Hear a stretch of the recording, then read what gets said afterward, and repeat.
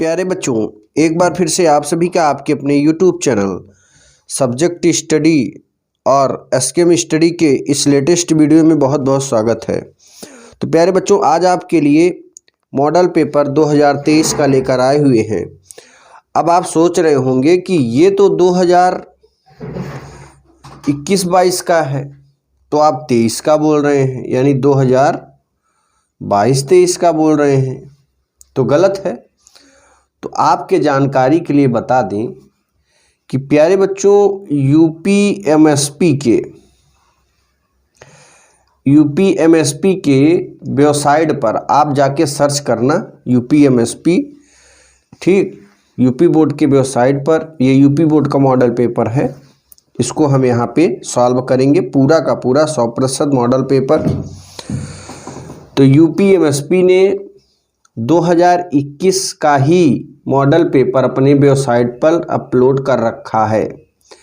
एक बार तो उन्होंने हटा दिया, लेकिन वे क्या किए कि नया मॉडल पेपर नहीं बना पाया। वही जो 21-22 में 2022 में जो बच्चे एग्ज़ाम दिए थे, उन्हीं का मॉडल पेपर फिर से रिलीज कर दिया गया। अब बात आती है क्यों रिलीज कर दिया गया।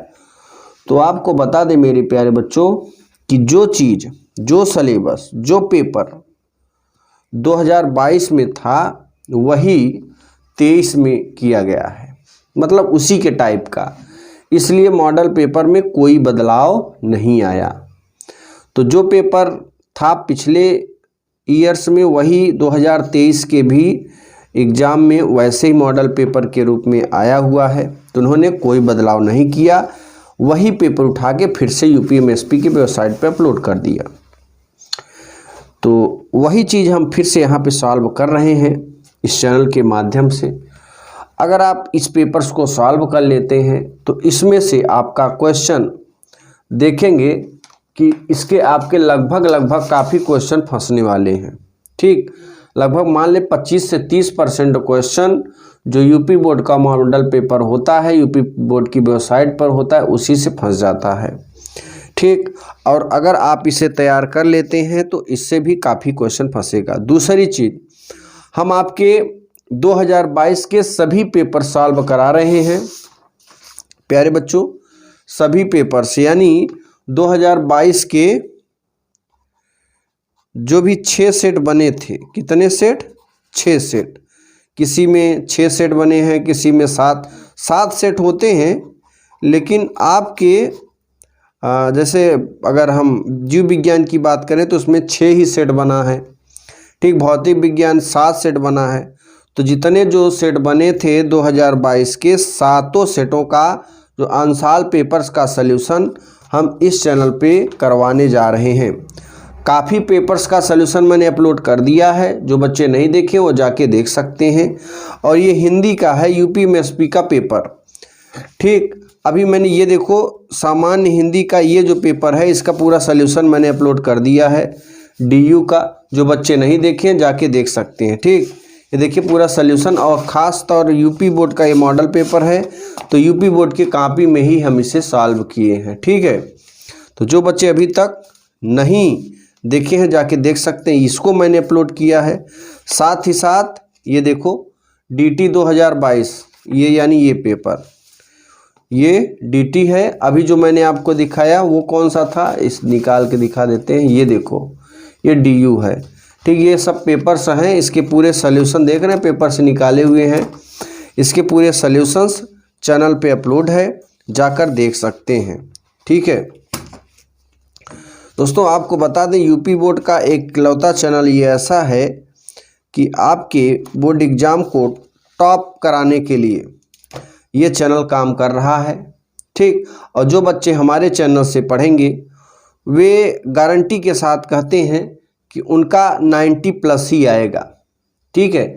क्योंकि इस चैनल के माध्यम से आप देख रहे हैं सारी तैयारी हर सब्जेक्ट की कराई जा रही है, चाहे वो क्लास 10th के हों, चाहे वो क्लास 10th के हों, बोर्ड एग्ज़ाम की भरपूर तैयारी कराई जा रही। अब देखो प्यारे बच्चों, आप जब बोर्ड एग्ज़ाम में बैठोगे तो इस तरीके से कॉपी मिलेगी। देखिए इसका पूरा सल्यूशन हम यहाँ पे कर दिए हैं, ठीक। यहाँ पे देखो पूरा किए हैं। अब आपको पूरा सल्यूशन दिखाना है, ठीक है। बारी बारी से एक एक क्वेश्चन का आंसर देते हुए। अब देखो क्या करोगे, जब आप एग्जाम में बैठोगे तो इस तरीके से एक कॉपी मिलेगी, पृष्ठ सहित कवर 28 रहेगा पेपर, ठीक है। यानी जो पन्नों की संख्या होगी, पेजों की संख्या होगी 28 होगी। अब इसे आपको कैसे भरना है, अगर ये मिल जाएगा तो सबसे पहले ये जो खाली स्थान है इसे कैसे भरना है। आप जानते हैं दोस्तों कि 2022 के एग्ज़ाम में जो बच्चे एग्ज़ाम दिए थे, कुछ लोगों की कापियाँ नहीं जांची गई क्योंकि वो रोल नंबर गलत भर दिए थे, ठीक। अगर आप रोल नंबर में भी गड़बड़ी करते हैं तो आपकी कॉपी नहीं जांची जाएगी। फिर क्या होगा, आप स्क्रूटनिंग कराएंगे तो मैंने परीक्षा दिया था, ये किया था, आपकी कॉपी खोजी जाएगी, तो उसमें बहुत लंबा प्रोसेस होता है दोस्तों, ठीक है। इसलिए आप वो गलती ना करें, आपकी कॉपी वो गलती करेंगे तो नहीं जांची जाएगी। इसके लिए हम यहाँ पर लेकर आए हुए हैं आपके डिमांड पर, ठीक है, आपके डिमांड पर कि कॉपी कैसे भरना है। तो देखो यहाँ पे परीक्षार्थी का अनुक्रमांक अंकों में भरना है, यहाँ पे और शब्दों में भरना है। शब्दों में कैसे भरेंगे, फिर विषय डालना है, फिर प्रश्न पत्र यहाँ पे लिखना है, फिर प्रश्न पत्र पर अंकित संकेतांक लिखना है, परीक्षा का दिन है, परीक्षा तिथि एवं पाली है, केंद्र का नाम। अब ये देखिए कैसे, एक मैंने पेपर पहले से ही भरा हुआ है, ठीक है। यहाँ देखो कंप्यूटर के माध्यम से भरा है। अब इसको आपको सिखा देते हैं। जैसे मान लीजिए एक पेपर लेते हैं हम यहाँ पे, ठीक। देखो आपको ऐसे ही 2023 के एग्ज़ाम में पेपर मिलेगा। ये पेपर का ये जो भाग है ये संकेतांक नहीं होता है, संकेतांक इधर होता है, तो याद रखना संकेतांक ये वाला इसका संकेतांक है पेपर का। पेपर का संता आपके कॉपी में भरने के लिए आता है, भी दिखा रहे हैं आपको, ठीक है। अब आपको 10 अंक का रोल नंबर मिलेगा, यही भरना है। ये आपके एडमिट कार्ड में होगा रोल नंबर यानी अनुक्रमांक। तो 10 अंक का रोल नंबर कैसे भरें, देखो ये हिंदी का पेपर है 2022 का, इसे कैसे भरना है तो आपको यहाँ पर बता देते हैं कि सबसे पहले आप कॉपी देखोगे तो यहाँ पर अनुक्रमांक अंकों में रोल नंबर जो भी लिखा होगा, तो यहाँ देखिए ये आपका मैंने मान लेते हैं कोई 10 अंक का रोल नंबर है, मैंने एडमिट कार्ड से अंकों में यहाँ लिख दिया, ठीक। उसके बाद शब्दों में देखो बच्चे क्या गड़बड़ी करते हैं, इकाई, दहाई, सैकड़ा, हजार, 10,000, लाख, 10 लाख, करोड़, 10 करोड़, अरब, 2 अरब, 32 करोड़, 52 लाख, 35,450 शब्दों में लिख देंगे। तुरंत मेरे प्यारे बच्चों गलत हो जाएगा। आपको कतई ऐसे नहीं भरना है, आपको भरना है 2 3 2 5 2 3 5 4 5 0, इस तरीके से इसे भरना है। उसके बाद विषय क्या भरना है आपको, हिंदी है तो हिंदी भर दो विषय, सामाजिक क्या बोलते हैं भौतिक विज्ञान है तो भौतिक विज्ञान भर दो, यहाँ रसायन विज्ञान है रसायन विज्ञान, अंग्रेजी है तो अंग्रेजी, जीव विज्ञान, मैथ वगैरह जो भी विषय हो आप विषय के सामने लिख देना। फिर यहाँ पे प्रश्न पत्र, सभी 5 पेपर आपका होगा तो 5 पेपर में बस एक ही शब्द लिखना है, केवल प्रश्न पत्र। अब बात आती है इसे क्यों लिखेंगे, क्योंकि आप जानते हैं मेरे प्यारे बच्चों आपका केवल एक ही पेपर होता है हर सब्जेक्ट का, इसलिए उस शब्द को हम लिखते हैं केवल प्रश्न पत्र। अब यहाँ पे आ जाते हैं प्रश्न पत्र पर अंकित संकेतांक। देखो ये मैंने क्या कहा, ये जो होता है यही होता है संकेतांक पेपर का। अब यहाँ पे आपको ये बॉक्स जो दिखेगा, ध्यान देना, ये बॉक्स खाली है ना, ये जो बॉक्स है ये खाली है, इस बॉक्स में ही हमें संकेतांक फुलफिल कर देना। ये देखो जैसे मैंने यहाँ पे एक संकेतांक भरा हुआ है। फिर अब देखो परीक्षा का दिन, परीक्षा का दिन जो भी होगा, सोमवार है तो सोमवार लिख दो, मंगलवार है तो मंगलवार लिख दो। आपके एडमिट कार्ड में जिस दिन परीक्षा देंगे उस दिन का नाम तारीख दिया रहेगा। फिर परीक्षा तिथि एवं पाली, यहाँ पे देख रहे हैं परीक्षा तिथि पूरा डालना है, एडमिट कार्ड में लिखा होगा सब्जेक्ट के सामने। और पाली, साइंस के स्टूडेंट की जो पाली होती है हमेशा द्वितीय पाली होती है प्यारे बच्चों, याद रखना। कौन सी पाली, द्वितीय पाली में ही आप परीक्षा देंगे साइंस के स्टूडेंट। फिर केंद्र के नाम की अगर बात करें तो केंद्र का नाम जिस केंद्र में आप परीक्षा दे रहे होंगे उसी केंद्र का नाम यहाँ पे लिख देना है। जहाँ से आप पढ़े रहेंगे अगर सेंटर जाएगा एक स्थान से दूसरे स्थान पर तो उसी केंद्र का नाम यहाँ पे लिख देना है। तो ये रहा आपके ऊपर फ्रंट पेज भरने का तरीका, ठीक। अब जैसे ही आप एक पेज पलटोगे मेरे प्यारे बच्चों, और कुछ गलतियाँ क्या करते हैं बच्चे, देखो जैसे हमने यहाँ पे यहाँ तक एकदम बढ़िया से भरा हुआ है अंदर, इसके बच्चे क्या करते हैं, रोल नंबर को भी यहाँ तक भर देंगे।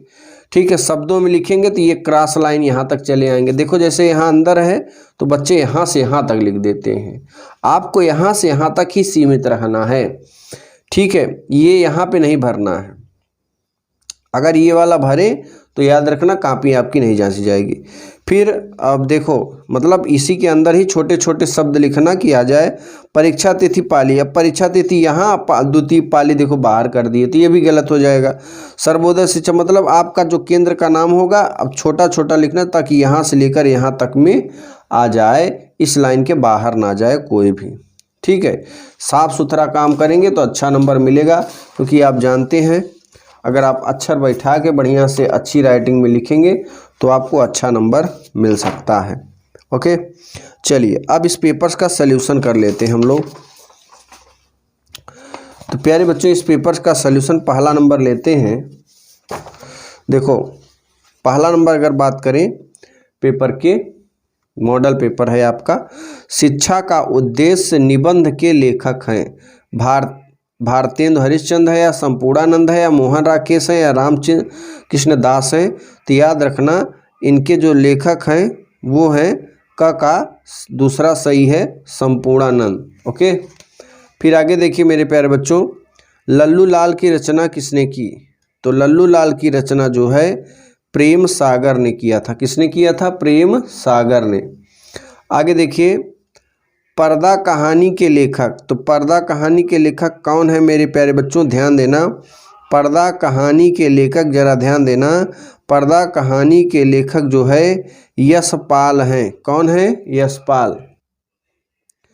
आगे देखिए, आवारा मसीहा के रचनाकार। आवारा मसीहा के रचनाकार कौन है? तो याद रखना दोस्तों विष्णु प्रभाकर हैं। कौन है? विष्णु प्रभाकर। अब देखिए अगला है, नेक्स्ट क्वेश्चन है, बाण भट्ट की आत्मकथा के लेखक हैं। तो दोस्तों याद रखना बाण भट्ट की आत्मकथा के लेखक कौन हैं? तो याद रखना ये आपके घ नंबर है। ठीक है, घ नंबर का जो ऑप्शन है वो विष्णु प्रभाकर है। फिर है अगला है बाण भट्ट की आत्मकथा के लेखक, इसमें से कौन है? तो याद रखना हजारी प्रसाद द्विवेदी जी हैं। ठीक है, चलिए अब हम चलते हैं दूसरे में, कामायनी किस युग की रचना है? तो देखो ये प्रश्न 2 है। प्रश्न 2 का आंसर यहाँ पे लिखा हुआ है प्यारे बच्चों, आप स्क्रीनशॉट ले सकते हैं। स्क्रीनशॉट लेके इसका पीडीएफ बना लें। ठीक है, तो इसका जो आंसर है वो है छायावादी। देखो यहाँ पे लिखा हुआ है छायावादी। ओके, फिर आगे देखिए मेरे प्यारे बच्चों, निम्नलिखित कवियों में से कौन प्रगतिवादी युग का है? निम्नलिखित कवियों में से कौन प्रगतिवादी युग का है? तो याद रखना मेरे प्यारे बच्चों रामधारी सिंह दिनकर जी हैं। अगला है, तार सप्तक का प्रकाशन वर्ष है। तार सप्तक का प्रकाशन वर्ष कौन है? 1943 ईस्वी। अगला है, द्विवेदी युग की रचना नहीं है। तो प्यारे बच्चों द्विवेदी युग की रचना जो है नहीं है, तो कौन नहीं है? कामायनी है। ठीक, एक क्वेश्चन आपके लिए छोड़ा गया है, निम्नलिखित में से कौन स्वीकृत महाकाव्य नहीं है? तो इसमें से आपको बताना है, कमेंट बॉक्स में कमेंट करके जरूर बताइएगा। ठीक है, चलिए आगे बढ़ेंगे। दिए गए गद्यांश आधारित निम्नलिखित प्रश्नों का उत्तर दीजिए। तो यहाँ पर इसके उत्तर आपको दिखाते हैं प्यारे बच्चों।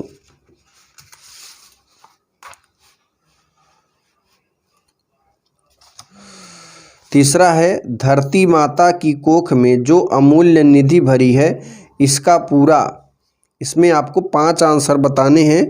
पहला तो गद्यांश का संदर्भ लिखना है। फिर देखो, फिर दूसरा लिखना है धरती वसुंधरा क्यों कहलाती है। तीसरा रेखांकित अंश की व्याख्या करना है। चौथा पृथ्वी के देह को किसने सजाया, ये लिखना है। पांचवा भावी आर्थिक समुदाय हेतु हमें क्या करना चाहिए। तो इनके पांचों के आंसर यहाँ पे ले देखो। संदर्भ, पहला नंबर संदर्भ किया था। फिर दूसरा नंबर धरती वसुंधरा क्यों कहलाती, उसका आंसर यहाँ पे है, क्यों कहलाती है। अब देखो मेरे प्यारे बच्चों, हम क्या करेंगे, आपको सभी प्रश्न दिखा देते हैं। आप स्क्रीनशॉट लेके उसका पीडीएफ बना के उसको स्टोर करके रख लेना। एग्जाम के 1 महीने पहले आपको इन प्रीवियस ईयर पेपर, हम 2019 तक के प्रीवियस ईयर पेपर का सल्यूशन इस चैनल पे कर देंगे। आप सभी वीडियो आप देख लीजिएगा, उसका स्क्रीनशॉट लेके उसका पीडीएफ बना लेना, ठीक है। और सब क्वेश्चन याद कर लेना, क्योंकि हर क्वेश्चन आपके एग्जाम के लिए वेरी वेरी इंपॉर्टेंट है। ओके, अब देखो तीसरा नंबर क्या कर रहा है, रेखांकित अंश की व्याख्या करना है। तो तीसरा नंबर रेखांकित अंश की व्याख्या देखो यहाँ पे किया गया है। कुछ इसका अंश ये भी है, यहाँ पर भी लिखा गया है। फिर है पृथ्वी की देह को किसने सजाया, दिन रात बहने वाली नदियों ने पहाड़ों को पीस पीस कर अगणित प्रकार की मिट्टियों से पृथ्वी की देह को सजाया या संवारा है। पांचवा नंबर है भावी आर्थिक अद्भुत हेतु हमें क्या करना चाहिए। तो यहाँ पे हमारे भावी आर्थिक विकास की दृष्टि से यह जांच पड़ताल अवश्य है कि पृथ्वी के गर्भ में स्थित बहुमूल्य रत्न धातुएं, खनिज पदार्थ, अन्य फल, जल और इसी प्रकार की अनेक अनमोल वस्तुएं जिन्हें धरती छिपाई रखती है तथा देह को सजाने वाली अनेक प्रकार की मिट्टियों का परीक्षण करें कि वह किस किस किस कार्य में उपयोगी है। ओके, अब देखिए चौथा नंबर, 4th नंबर क्वेश्चन आपको दिखाते हैं। दिए गए पद्यांश पर आधारित निम्नलिखित प्रश्नों के उत्तर दीजिए। ठीक है, तो यहाँ पर देखिए इसके भी आपको 5 उत्तर देने हैं। ये 5 उत्तर, पहला नंबर उपर्युक्त पद्यांश का संदर्भ लिखना है, रेखांकित अंश की व्याख्या करना है, करके पहाड़ी साफ मौन रह जाऊं, रात भरी दुनिया अनुताप न करके पाऊं, पंक्तियों के कौन सा अलंकार है ये बताना है, पद्यांश का भाव स्पष्ट करना है, भाषा की विशेष। तो इसके देखो पहला आंसर, दूसरा, तीसरा, ये सारी चीज़ें दी गई हैं। फटाफट इसका स्क्रीनशॉट ले और इसका पीडीएफ बना लेना। फिर देखिए चौथा, 5वें मैंने छोड़ा है, 5वां आपको करना है। बहुत छोटे से प्रश्न को छोड़ दिया। भाषा की विशेषताएं बताइए, आपको बताना है भाषा की विशेषता। तो फटाफट स्क्रीनशॉट ले, फिर 5वां नंबर चलेंगे। 5वें में देखो क्वेश्चन सबसे पहले पढ़ लिया करो कि कितने करने हैं कितने नहीं करने। निम्नलिखित में से किसी एक लेखक का साहित्य परिचय देते हुए उनकी प्रमुख रचनाओं का उल्लेख करें। तो इसका उल्लेख करना है। देखो मैंने किसका उल्लेख किया है, आचार्य हजारी प्रसाद द्विवेदी जी का उल्लेख किया है। ये देखो पूरा लिखा हुआ है, तो सभी बच्चे इसका स्क्रीनशॉट लें। फिर आगे बढ़ेंगे, इसका भी लेंगे, आचार्य हजारी प्रसाद द्विवेदी जी का है ये भी, और इधर भी है। ठीक है, तो बिना स्क्रीनशॉट के आपको आगे नहीं बढ़ना है। और फिर आ जाते हैं अब अगला क्वेश्चन, 5वें का ख। 5वें का ख में निम्नलिखित, ध्यान देना मेरे प्यारे बच्चों, निम्नलिखित में से किसी एक कवि का साहित्य परिचय देते हुए उनकी प्रमुख कृतियों पर प्रकाश डालिए। तो मैथिली शरण गुप्त पर प्रकाश डालना है यहाँ पे। ये देखिए पूरा यहाँ पे लिखा हुआ है। ठीक है, और फिर यहाँ पर भी है, ये पूरा लिखा हुआ है। ओके, तो सभी बच्चे इसका स्क्रीनशॉट लें।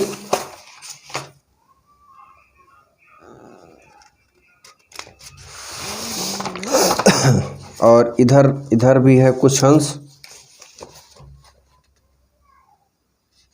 ओके, फिर 6 नंबर, बहादुर अथवा पंचलाइट कहानी की उद्देश्य पर प्रकाश डालिए। तो पंचलाइट पर यहाँ पे उद्देश्य पर प्रकाश डाला गया है। ठीक है, ये देखिए पंचलाइट पर यहाँ पर ये लिखा गया है 6 नंबर। ठीक है। और फिर 7 नंबर की बात करें, और इसका कुछ अंश और भी है और दिखा देते हैं, ये देख लीजिए। ठीक है, इसका भी स्क्रीनशॉट लें। फिर 7वें नंबर की अगर बात करें हम, देखो 7 नंबर क्वेश्चन पढ़ लेते हैं। स्वपठित खंड काव्य के आधार पर किसी एक खंड के एक प्रश्न का उत्तर दीजिए। तो 5 हैं, तो मैंने इसका पहला यहाँ पे किया गया है। ठीक है, इसका एक उत्तर यहाँ पे मैंने दिया है, ये देखिए, श्रवण के आधार पर दशरथ। ठीक है, तो फटाफट इसका स्क्रीनशॉट लेंगे, आगे बढ़ेंगे। और फिर यहाँ भी इसका उत्तर ये लिखा हुआ है। ओके, केवल एक करना है, एक मैंने यहाँ पे किया है। अब आगे बढ़ेंगे हम 8वें नंबर प्रश्न की ओर मेरे प्यारे बच्चों। तो जब 8 नंबर आप करोगे ना, जरा ध्यान देना। 8वां प्रश्न हमारा क्या है, ये रहा 8वां नंबर प्रश्न। ठीक है, और 8वें नंबर प्रश्न का प्रश्न पहले दिखा देते हैं। ये है, कर दिए गए संस्कृत गद्यांश में से किसी एक का संदर्भ हिंदी में अनुवाद। ठीक है, तो यहाँ पे देखो, यहाँ पे संदर्भ है और इसका अनुवाद लिखा हुआ है, आप स्क्रीनशॉट ले सकते हैं। फिर आगे 8 का ख है, दिए गए पद्यांश में किसी एक संदर्भ हिंदी में अनुवाद कीजिए। तो 2 में से एक का यहाँ पे देखो ख का यहाँ पे हिंदी अनुवाद किया गया है, फटाफट आप स्क्रीनशॉट ले सकते हैं। फिर 9 नंबर क्वेश्चन की अगर बात करें, निम्नलिखित मुहावरे में से किसी एक का अर्थ लिखकर वाक्य प्रयोग कीजिए।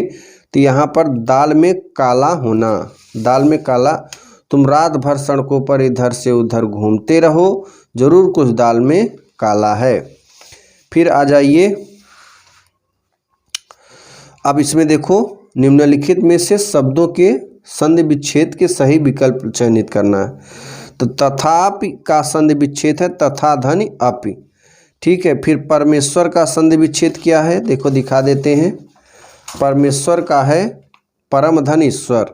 ठीक, अभी आपको इसकी कॉपी में भी लिखा हुआ आंसर दिखा देते हैं। ठीक, गायक का संधि विच्छेद है गय धन अकह। फिर दिए गए निम्नलिखित शब्दों में विभक्ति और वचन, तो आत्मनः में विभक्ति और वचन है पंचमी विभक्ति एक वचन। नामनान में विभक्ति और वचन है षष्ठी विभक्ति बहुवचन है। ठीक, फिर है निम्नलिखित शब्द युग्मों का सही अर्थ चयन करके लिखिए। तो वसन व्यसन, इसका सही उत्तर क्या है, जरा ध्यान देना। वसन व्यसन का वस्त्र और आदत। फिर अम्बुज अम्बुद का है समुद्र और कमल। ठीक है, फिर निम्नलिखित में से किसी एक शब्द के 2 अर्थ लिखिए। अंबर, अब देखो यहाँ पर आपको दिखाना ही पड़ेगा, तो फटाफट 9, 10 इसका आप स्क्रीनशॉट ले लें। ठीक है, फिर 11 का भी आप स्क्रीनशॉट लें। अभी मैंने कहा कि आपको अंबर के 2 शब्द लिखना है, तो अंबर के आकाश वस्त्र।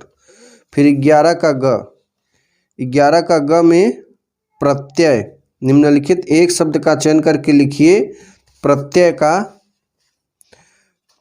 ठीक है, जो आँख के सामने हो वो प्रत्यक्ष होता है, यही सही है। ठीक है, प्रत्यक्ष। ठीक है, यानी इस पहले का बी नंबर सही है। जानने की इच्छा रखने वाला जिज्ञासु होता है, जिज्ञासु होता है। फिर आपको 11 का घ नंबर दिखाते हैं।